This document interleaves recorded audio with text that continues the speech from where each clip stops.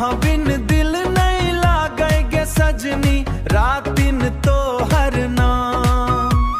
सपना में आबी मुस्की देलहूँ, भेल प्रेमक ई काम। पहिल बेर जखन देखलिए तोरा, धड़कन तेज भ गेल।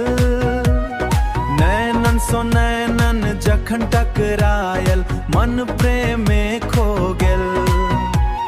तोहर हंसी चांदनी सन लागै, तोहर बोली मिठास।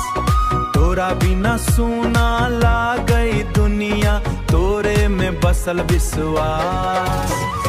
आहा बिन दिल नहीं लागे गे सजनी, केकरा समानक बात कहो। जीवन भर संग रहबै, तोहर तोरे नाम सँ सांस लयो। गामक गली पीपरक छैया, सब में तोहर छवि। मोबाइल पर फोटो देखते बढ़ी जाइत अछि खुशी। बरखा झरै की बह पुरवैया, यादी तोहर आबै। दूर रही तो दिलक नजदीकी, हर पल हमरा सताबै। आहा बिन दिल नहीं लागे गे सजनी, तोहर प्रेम अमर कहानी। राधा कृष्ण स्नेह हमर, तू छी हमर जिंदगानी।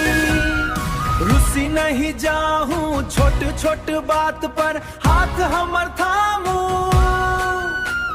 सुख दुख जे आबै बांगे संग निभामू। मांग में सिंदूर सजक दिन बाजत सहनाई।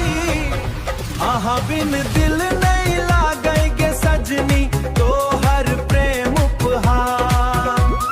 सात जन्म धरि साथ निभायब, तू छी हमर संसार। बिन दिल नहीं लागे गे सजनी, रात दिन तोहर नाम। सपना में भेल प्रेम की काम।